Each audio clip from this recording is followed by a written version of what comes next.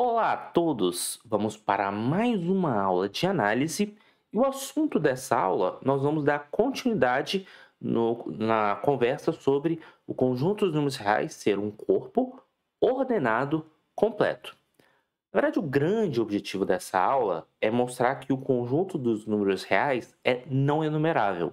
Em outras palavras, que não existe uma bijeção entre o conjunto dos números naturais e reais. E para chegar a este resultado, o primeiro grande resultado que nós temos é o teorema dos intervalos encaixados. Então, primeiro, vamos tentar entender o que esse teorema está dizendo. Nós vamos considerar uma sequência decrescente de intervalos. Então, assim, nós temos um intervalo em 1 aqui, nós temos um intervalo I2 que está contido em 1, nós temos um intervalo I3 que está contido em I2, e assim sucessivamente. Então, e assim sucessivamente. E a ideia é que existe pelo menos um número real, não estou dizendo que esse número é único, mas existe pelo menos um único número real, aonde, levando em consideração que esses intervalos em n são limitados e fechados, existe um número real p que pertence à interseção do n para todo n natural. É intuitivo esse resultado, né? Pensando nos números reais. Mas observe que essa é uma propriedade que é válida nos números reais. Se fosse, por exemplo, números racionais, nós conseguiríamos construir uma sequência de intervalos limitados e fechados, um contido no outro, de tal modo que a interseção desses intervalos seria o conjunto vazio. Mas isso não é verdade para números reais. Então, isso é interessante observar. Opa, perdão. Já acabei dando um spoiler do próximo resultado. Mas vamos demonstrar esse fato aqui antes de chegar nos próximos resultados. Usando a notação do IN, a gente consegue perceber o seguinte, que à medida que você vai aumentando o valor de N, como os intervalos vão decrescendo, os valores de A vão aumentando. O que eu quero dizer é o seguinte, que A1 é menor ou igual a A2, que é menor ou igual a 3 e assim sucessivamente. A gente pode traduzir isso, na verdade, dizendo que a n é menor ou igual a n mais 1 para todo n natural. Agora, existe um outro fato que é interessante observar, que é o fato dos intervalos um estar contido no outro, que o nosso AN ele é menor ou igual, na verdade é até menor, mas vamos colocar menor ou igual, a B1 para todo n natural. Afinal de contas, todos esses intervalos vão estar contidos em B1, ou perdão, em 1. Logo, como os ANs são os limites inferiores dos intervalos, você vai ter essa afirmação. E quando você junta essas duas informações, você obtém o seguinte. Essa primeira informação diz que a sua sequência ela é monótona crescente. E essa segunda informação aqui está te dizendo que a sua sequência ela é limitada. Pelo teorema de Bolzano-Weierstrass, nós temos então que a nossa sequência AN é convergente. E digamos que converge para A. O que eu vou afirmar para vocês é que esse A é um elemento é o nosso P, por exemplo. Então, tomando P igual a A, vamos colocar isso. Tome P igual a A. Note o seguinte. Vamos lá. Deixa eu mudar aqui a cor.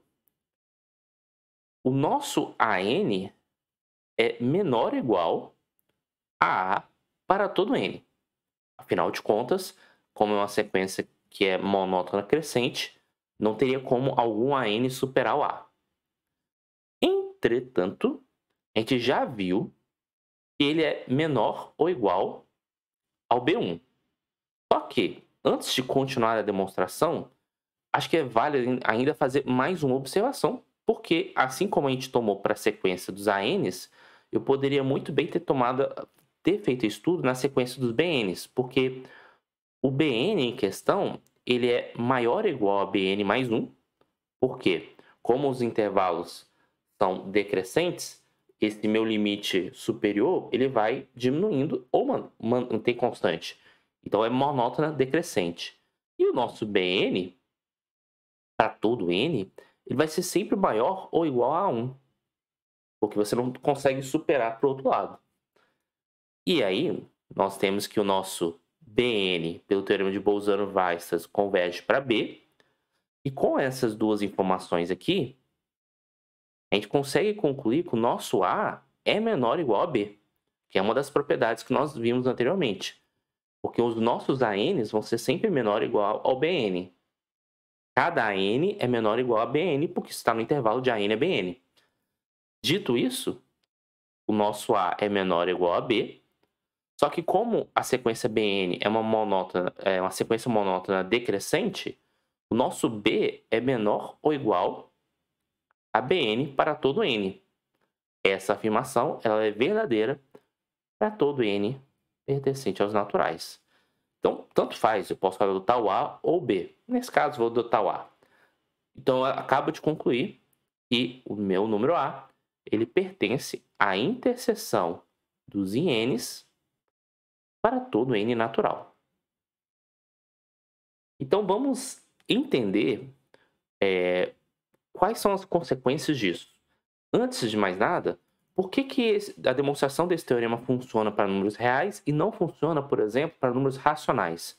Porque aqui nos bastidores eu estou usando o fato da existência de um supremo de um conjunto. Então, vale a pena essa observação.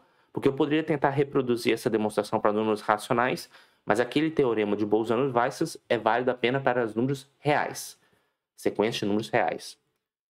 Então, agora sim, o próximo resultado que nós temos é que o conjunto dos números reais é não enumerável. Então, antes de demonstrar esse fato, vamos fazer uma afirmação. Aliás, vamos fazer uma ilustração antes de fazer essa afirmação. E qual é a ideia aqui? A ideia é mostrar, já que ele é não enumerável, nós vamos tentar mostrar que não existe uma função sobrejetora que vai dos números naturais em R. Então, a primeira coisa que eu vou fazer é tentar meio que demonstrar com as mãos, ou seja, dar uma intuição primeiro, por que esse resultado é verdadeiro. E depois a gente demonstra formalmente. Então, vamos ter essa intuição primeiramente. Então, aqui eu vou desenhar o domínio, que é o conjunto dos números naturais, e aqui eu vou desenhar a reta real. É claro que aqui vai estar contido. Então, vamos começar pelo 1. O 1 vai estar associado a um número aqui, que é um f de 1. E aí eu vou construir, de vermelho aqui, acho que vou mudar a cor para a cor rosa, de rosa aqui, um intervalo, bem grandão por enquanto, mas que não contenha o f de 1. E aí, eu olho para o f de 2. Então, olho o 2 aqui e olho para o f de 2. Se o f de 2 não tiver nesse intervalo rosa, então eu mantenho o intervalo rosa, vamos dizer assim, esse meu intervalo rosa é o em 1. Se porventura meu f de 2 não tiver nesse intervalo rosa, eu vou chamar o em 1 de 2, mas caso contrário, caso meu f de 2 esteja aqui dentro, eu vou considerar um outro intervalo de tal modo que não contempla o f de 2. Mas esse novo intervalo tem que estar contido no intervalo anterior. E isso sempre vai ser possível. Claro que a gente vai fazer essa demonstração. Na hora que pensa no f de 3, construa um outro intervalo. E assim sucessivamente. A ideia é que você vai criar uma sequência de intervalos decrescentes, todos limitados e fechados. E pelo teorema dos intervalos encaixantes, vai existir um elemento que pertence à interseção de todos. Só que esse elemento que pertence à interseção de todos, ele vai ter a propriedade que ele não é imagem de nenhum número natural, pela própria construção desses intervalos. E aí você consegue garantir que essa função não é sobjetora. Se não é sobjetora, você não consegue uma bijeção entre as funções. Então, essa é a intuição do resultado, mas vamos demonstrar de fato. Então, a primeira coisa a fazer é o seguinte. Seja, na verdade, vamos colocar assim, A1 menor do que B1, tal que, e aí, na verdade, eu vou até colocar assim, para ficar melhor. Seja em 1, o intervalo fechado A1B1. Aqui, eu não vou ficar escrevendo, mas o A1 é menor estrito que B1, para não ter um intervalo degenerado. Tal que o f de 1 não pertence a 1. Isso eu acho que está um pouco claro que é possível, então não vou ficar me aprofundando. Eu vou fazer uma indução. Só que antes de fazer a indução, seria legal ver o que acontece de 1 para 2, só para ganhar a intuição de como vai ser o nosso argumento. Agora, o que acontece? Se o f de 2 não pertence ao intervalo em 1, ótimo. O que eu vou fazer? Eu vou considerar meu intervalo I2 como sendo o intervalo em 1. Em outras palavras, o A2 vai ser igual a 1, B2 vai ser igual a B1. Mas nem sempre isso vai acontecer, né? Se o f de 2 pertencer a I1, bem, o f de 2 é um número real. Então, como esse número é real, ele não vai ser igual a dois números diferentes simultaneamente. O que eu quero dizer com isso? A gente vai saber que o f de 2 vai ser diferente de A1 ou o f de 2 vai ser diferente de B1, porque não tem como ele ser igual a ambos. Sem perda de generalidade, dá para até construir demonstração para os dois casos. Se porventura o f de 2 não for o A1, o que você vai fazer? Você vai considerar o A2 sendo o próprio A1 e você vai considerar o B2 sendo a média entre A1 e F2. Então, esse vai ser o primeiro cenário, se você estiver no cenário aqui de cima. Mas caso contrário, caso você esteja nesse cenário, o que você vai fazer? Você vai considerar o A2 como a média entre o f de 2 e B1. E você vai considerar o B2 igual a B1. Então, você vai ter esses dois cenários. E aí, em ambos vamos dizer assim, das configurações, o que você vai concluir a partir dessa informação é que o número f de 2 não vai pertencer ao I2. Então, observe como é feita a construção. Então, por indução, vamos supor que o f de n não pertença a IN. E eu esqueci de comentar que o I2 está contido em 1. Mas isso está claro. Vamos supor que Fn não pertence a N. Vou tentar mostrar que o Fn mais 1 não vai pertencer ao IN mais 1, onde eu vou construir quem é o IN mais 1. Então vamos lá. Vamos reproduzir exatamente o mesmo argumento. Já que eu vou reproduzir exatamente o mesmo argumento, o que eu vou fazer? Vou copiar tudo isso e vou trocar maçãs por abacaxis. Como assim? Vamos lá. Qual vai ser a ideia? Então aqui, deixa eu apagar aqui. Escrever aqui. Vamos fazer as adaptações. Então, se o Fn mais 1 não pertence a IN, então o seu IN mais 1 não pertence a IN. Perdão, seu IN mais 1 vai ser o IN, que, ok, você já conseguiu o intervalo IN mais 1, de tal modo que o Fn mais 1 não pertence ao IN mais 1. Então, aqui, isso, perfeito. Agora, se o Fn mais 1 pertence ao IN, ou seja, se a gente deu esse azar do novo elemento pertencer a esse intervalo, então o que acontece? O Fn mais 1 vai ser diferente do AN, ou o Fn mais 1 vai ser diferente do Bn. Como vocês já entenderam a demonstração, eu já vou apagar aqui para deixar a coisa mais limpa e sem perda de generalidade. Vamos imaginar que o Fn mais 1 seja diferente do An. Então, o seu An mais 1 vai ser igual a An e o seu Bn mais 1 vai ser a média entre o An mais o Fn mais 1, vai ser a média aritmética, e a gente já consegue concluir a partir daí, dessa construção, que o Fn mais 1 não pertence a In mais 1. Então, o que nós acabamos de fazer? O que nós acabamos de construir? Nós construímos uma sequência de intervalos, I1 contém I2, contém In, e assim sucessivamente. E, pelo teorema de intervalos encaixantes, existe um número P que pertence a todos esses intervalos.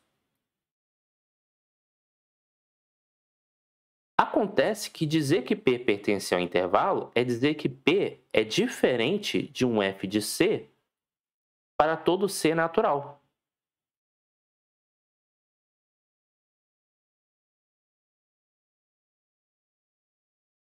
Por quê? Porque se isso acontecesse, o P ia pertencer ao o intervalo IC, mas não ia pertencer ao IC mais 1, porque é pela própria construção que a gente construiu. Perdão, na verdade, se P fosse igual a um f de C, P não seria um elemento do IC, né? Porque a gente construiu justamente isso. Para cada N, né, se um número pertence a um intervalo em N, quer dizer que ele não é o f de N. Agora sim. Porque a ideia foi justamente fazer com que as imagens das funções não pertencessem aos intervalos do N. Então, se P pertence a todos os intervalos em N, então, necessariamente, o P está fugindo de todas as imagens. Logo, o que nós acabamos de concluir é que não existe uma função f que vai dos naturais em R sobrejetora. Se não existe uma função que vai dos naturais em R, que é sobrejetora, isso implica que não existe uma bijeção entre os números naturais e reais. Logo, R é não enumerável. E nós acabamos de demonstrar este resultado. Bem, então nós chegamos no nosso grande objetivo, mas vale a pena comentar sobre alguns resultados. Um outro resultado que é muito interessante é dizer o seguinte, que todo intervalo não degenerado, aí pode ser intervalo aberto, intervalo fechado, todo intervalo não degenerado, ele vai conter os números racionais e irracionais. Então aqui, vamos justificar esse fato, mas antes, vamos fazer uma afirmação intermediária que é o seguinte. Todo intervalo I não degenerado é não enumerável. É não enumerável. Eu só vou ilustrar por que a gente pode fazer isso. Porque, bem, vamos sem perder de generalidade, imaginar que esse nosso I seja o intervalo aberto de A até B, mas, bem, a gente pode fazer algumas adequações. Ou ainda, né, melhor ainda para garantir, pode garantir que existe um intervalo aberto de A até B que está contido em I. Até melhor fazer assim. O intervalo de A até B, ele é não numerável por quê? Antes de mais nada, existe uma f que vai do intervalo de menos 1 até 1, de A até B, que é uma bijeção. E como é que nós podemos fazer essa bijeção? Fazendo f de x ser igual a 1 sobre 2 A mais B menos A vezes x mais B. Vocês vão verificar que essa função é uma função que é injetora e sobrejetora. E fica até como um exercício vocês tentarem entender qual foi a inspiração da criação dessa função. Mas aí é um exercício que acho que fica como uma sugestão você pensar na parametrização de uma reta. Mas eu quero que vocês tentem entender da onde que eu tirei essa função. Mas aí você mostrou que a, b e menos 1 formam uma bijeção. Então, se eu provar que o intervalo de menos 1 até 1 é não enumerável, estou mostrando que o intervalo de a até b é não enumerável. Acontece que se eu considerar uma função h que vai de menos 1 em 1 até o conjunto dos números reais, e eu considerar a seguinte função, f de x igual, pensar aqui um pouco, 1x, na verdade, sobre 1 menos x. Eu creio que vai dar certo, deixa eu só pegar a minha colinha, colocar 1 sobre módulo de x. Se você observar essa função, e aí ela não é trivial visualizar isso, mas essa função ela é uma bijeção. Você pode até se inspirar, por exemplo, em projeção esferográfica. Se inspirar, na verdade, projeção esferográfica não sei se vai ajudar. Talvez... Não, acho que não é melhor não. Acho que é melhor pensar logo na força bruta, né? De visualizar por que essa função ela é sobrejetora e por que ela é injetora. Vou confirmar aqui, sim. Porque se você pensar num valor de x próximo de 1, como esse valor aqui fica próximo de 0, bem, você consegue fazer com que o número fique arbitrariamente grande.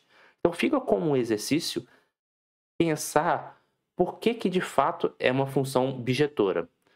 Mas, tendo essa informação a nosso favor, se você tem uma bijeção entre menos 1 e o conjunto de números reais, se o intervalo de menos 1 até 1 fosse enumerável, você teria uma bijeção entre os reais e o conjunto naturais, que era só fazer composição. Como isso não é possível, logo, pelo fato dos números reais ser não enumerável, logo o intervalo de menos 1 até 1 é não enumerável, e logo o intervalo de a até b é não enumerável. Então, feita essa observação, a gente já consegue perceber de maneira imediata que I, interseção, o conjunto dos números irracionais, que são os conjuntos dos números que não são racionais, necessariamente é diferente do vazio. Porque se fosse o vazio, você estaria dizendo que o conjunto dos números racionais contém I, e aí você diria que I é um conjunto enumerável, mas a gente acabou de ver que não é enumerável. Agora, o que falta justificar isso, a gente vai ter que construir agora em conjunto, é que a interseção entre o intervalo não degenerado e o conjunto dos números racionais é diferente do vazio. Isso não é óbvio, mas nós vamos demonstrar.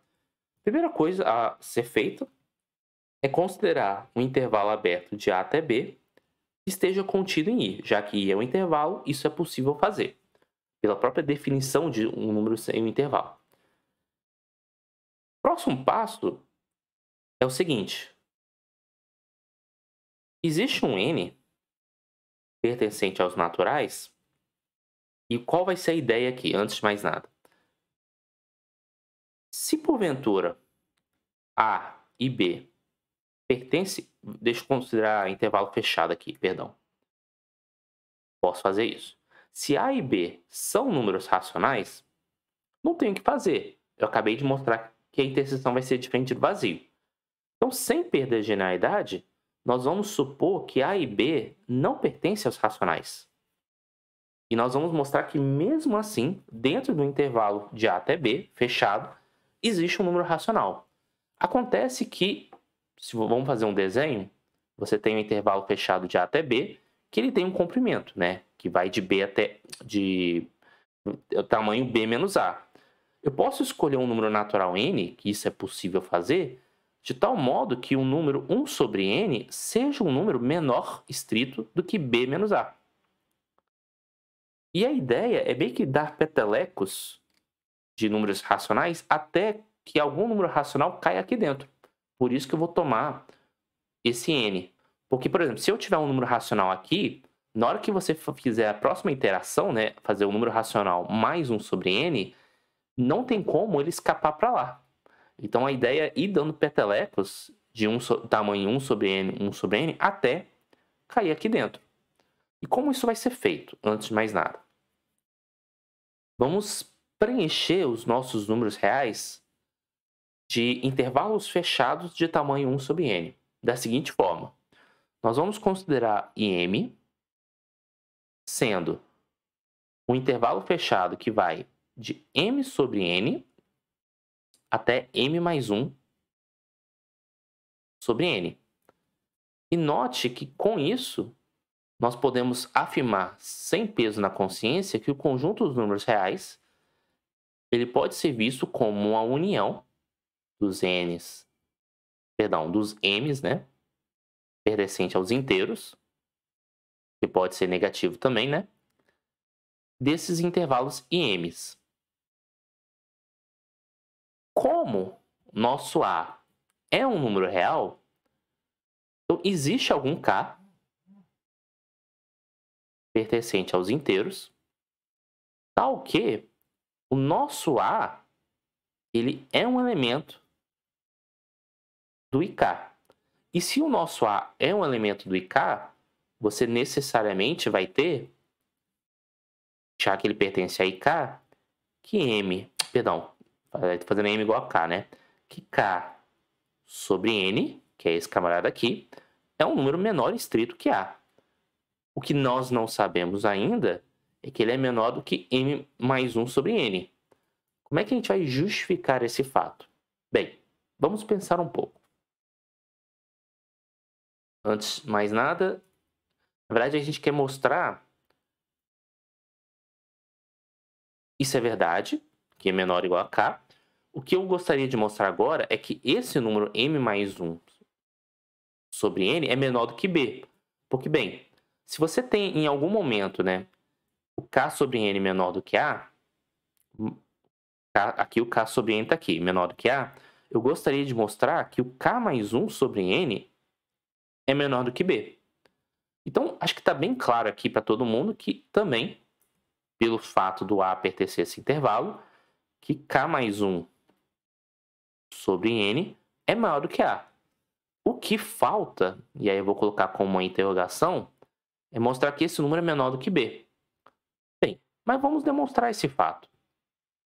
Deixa eu pegar uma outra cor aqui. Vou pegar laranja. Então, para eu mostrar que um número é maior do que outro, o que eu posso fazer? Posso pegar um número menos o outro número e verificar se o resultado é um número positivo. Só que essa conta significa o quê? Através das propriedades dos números racionais. É a mesma coisa que dizer B menos K sobre N menos 1 sobre N. Agora, se K sobre N é menor do que A, menos K sobre N é maior do que A. Basta você multiplicar por menos 1 dos dois lados. Então, nesse caso, nós vamos ter que isso aqui vai ser maior do que B menos A menos 1 sobre N. Aí, ok. Acontece que a gente tomou N de tal modo que o B menos A fosse maior do que 1 sobre N. Então, como esse número é maior do que 1 sobre N, logo esse número é maior do que zero. Isso tudo implica que B é maior do que K mais 1 sobre N. E aí eu posso apagar a interrogação e esse número aqui, e esse número pertence a I. Por que ele pertence a I? Porque ele pertence ao intervalo fechado de A até B e o intervalo fechado de A até B está contido em I. Então, eu espero que tenha ficado claro essa demonstração e o que nós acabamos de concluir é qualquer intervalo não degenerado sempre vai ter, pelo menos, quando eu falo pelo menos é no sentido poético, mas pelo menos um número irracional e um número racional. Na realidade, tem infinitos. E eu acho que fica como até um exercício vocês refletirem sobre o porquê que tem infinitos números racionais e irracionais dentro de um intervalo não degenerado. Mas espero que tenha ficado claro as explicações. Qualquer dúvida vocês podem colocar nos comentários. e até a próxima.